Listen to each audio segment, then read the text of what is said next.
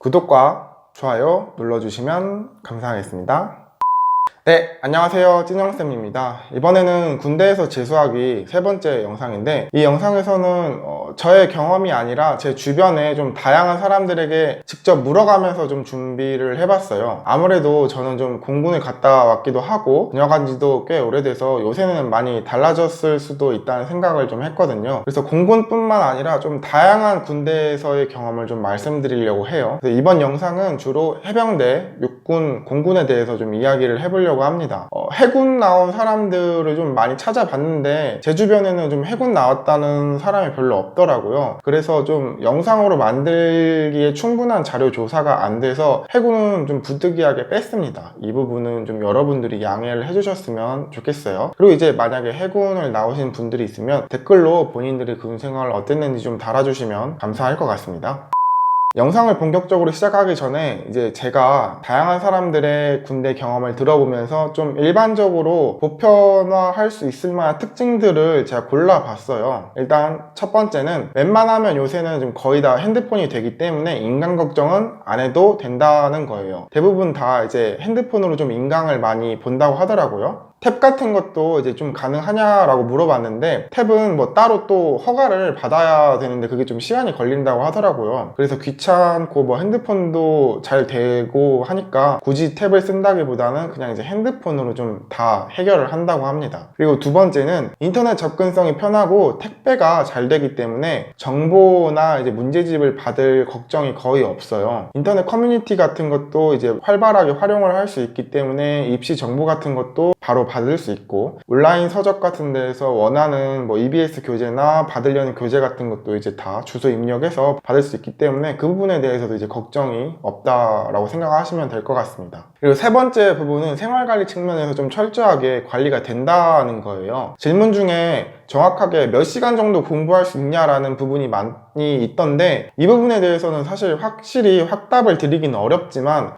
제가 들었던 경험들에 의해서 좀 일반화 시켜서 말씀드려보자면은, 이제 6시에 근무가 끝나고 퇴근을 한 후에 저녁을 먹고 나서 6시 반이나 7시쯤이 되면은 이제 9시까지 2시간에서 3시간 정도 공부를 할 수가 있고, 10시에 점호가 끝나면 연등이라는 걸 신청을 해서 최대 12시까지 가능하니까 2시간을 추가로 할 수 있는 거죠. 그러니까 일반적으로 4시간에서 좀 5시간 정도 확보가 가능하다고 생각하시면 될 것 같아요. 단 이제 근무에 따라서 퇴근을 하고 야간 근무를 해야 되는 경우가 있을 수도 있고, 부대마다 이제 일병 때에는 시간이 있어도 공부를 못하는 분위기일 수도 있어요. 그러니까 이거는 어느 정도 좀 부대마다 다르기 때문에 직접 가서 확인을 해 보셔야 됩니다. 근데 이제 또 반대로 말하면은 근무지에 따라서 근무 시간에도 토막 시간에 공부를 할 수 있다는 얘기가 되겠죠. 이것도 어느 정도 부대에 가서 직접 확인을 해 보셔야 되는 부분이에요. 그리고 네 번째는 어떤 군이든 훈련 기간에 들어가면 거의 자기 시간은 없다고 봐야 됩니다. 뭐 훈련 기간이라는 게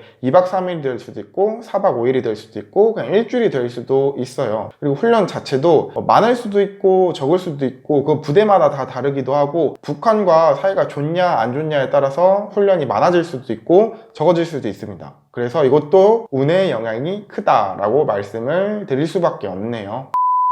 일단 해병대부터 좀 말씀을 드릴게요. 간단하게 제가 들은 걸 한마디로 요약하자면은, 군대에서 좀 자기 개발을 하고 싶으시면 해병대는 가지 마세요. 해병대를 전역한 사람들에게 물어볼 때마다 상병 말 정도가 되지 않으면 공부할 시간도 없고 공부할 분위기도 아니라고 많이 하거든요. 2병 1병 때는 좀 일하느라 정신없고 뭐 네가 벌써 공부해? 라는 분위기가 여전하다고 해서 거의 공부가 불가능하시다고 생각하시면 되고, 상병 초 때는 2병하고 1병을 좀 관리해야 하는 신분이기 때문에 관리가 안 되면은 상병 말이나 병장들에게 욕을 먹는데요. 그래서 이제 그 사이의 관리자 신분이기 때문에 신경 쓸 것도 많고 바쁘다고 하더라고요. 그래도 상병 말 때부터는 이제 확 편해진대요. 이 상병 말을 기준으로 할 수 있는 것과 하면 안 되는 게 구분 지어져 있는 것 같아요. 이제 상병 말이 돼서 상병 말 지났으니까 이제 너도 어느 정도 됐군, 이제 이런 것들을 할 수 있어, 이런 분위기가 되기 때문에 거의 자기 시간이 좀 많이 확보가 된다고 합니다. 그리고 뭐 훈련 자체가 워낙 많은 군이기도 해서 한번 훈련에 들어가면 이제 일주일 정도는 거의 자기 시간이 없다고 합니다. 훈련이 없을 때는 뭐 일과 끝나고 시간이 생긴다는 얘기긴 하죠. 그리고 뭐 근무 자체가 힘들어서 시간이 있어도 공부하기 힘들지 않냐 라고 물어보니까 그래도 이제 의지가 있으면 상말 때부터는 좀 할 수 있다라는 얘기를 좀 많이 하더라고요. 그리고 해병대 특성상 이제 몸을 쓰시다 오신 분들이 되게 많대요. 운동선수 출신이거나 뭐 문신이 있는 조폭이거나 고등학교를 졸업 후 이제 바로 일하다 오신 분들이거나 공부와는 좀 어느 정도 거리가 있으신 분들이 많기 때문에 이제 공부 분위기를 좀 기대하기는 어렵다고 하더라고요. 그래서 병장 때 공부를 해도 오, 공부도 해? 약간 이런 반응이 많대요. 뭐 이미 해병대이신 분들은 그냥 좀 상말 때를 기다리시면서 버티는 게 최선인 것 같아요.